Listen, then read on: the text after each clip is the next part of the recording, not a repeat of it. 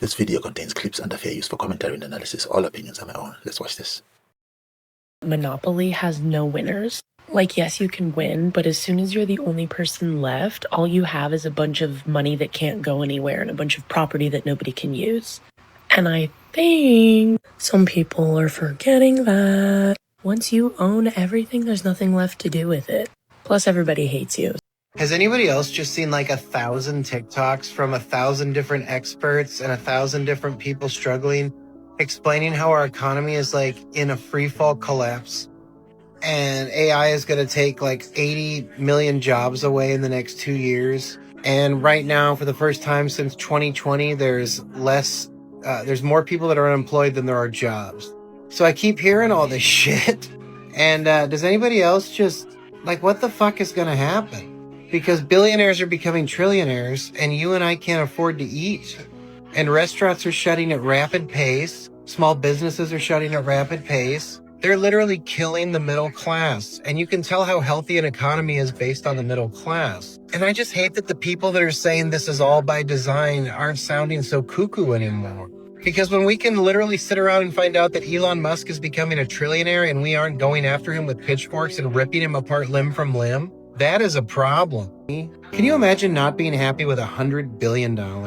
Like, what the actual fuck? These people are rabid. There are cancers on humanity. Dropbox fired 20% last year. IBM cut 9,000 jobs. JP Morgan and Chase is expecting to cut 10%. Microsoft cut 15,000 jobs. And Business Insider is cutting 21%. All to adopt AI into their companies. The Ford CEO, Jim Farley, says AI is going to cut white-collar jobs in half.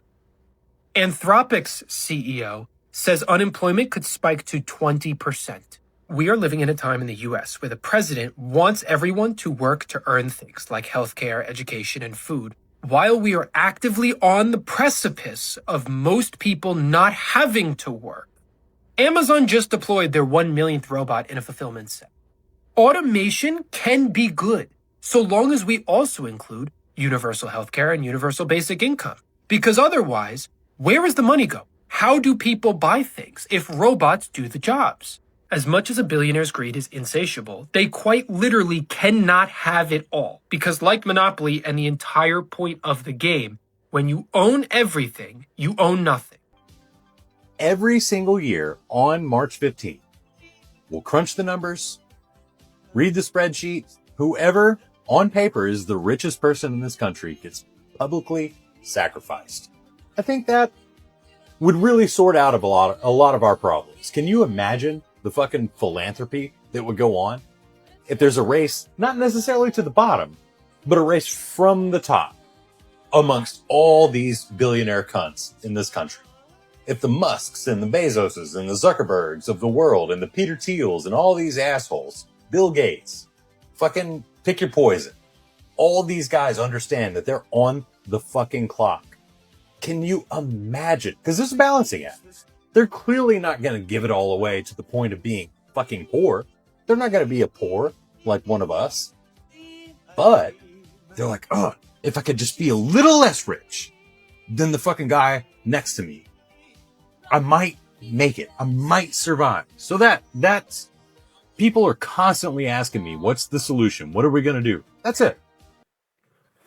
When you listen to voices like these, you realize something deeper than frustration. This isn't about envy or jealousy. It's about survival.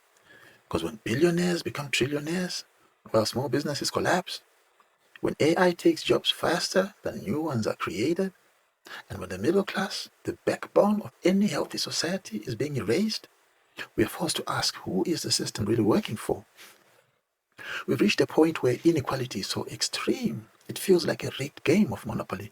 One player owns it all. And the rest of us, we can't even afford to stay in the game. Yet the narrative we sold is always the same. Work harder, be grateful, maybe one day you'll make it too.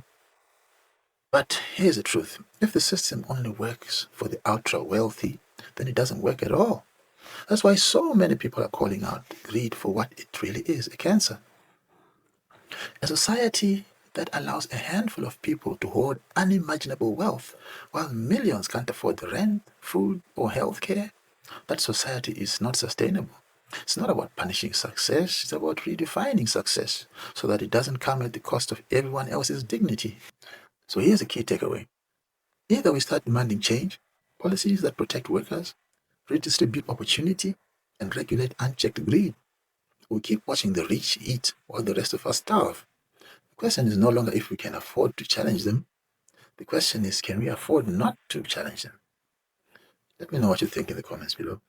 Is it time to eat the rich? Thanks for watching. Like and subscribe.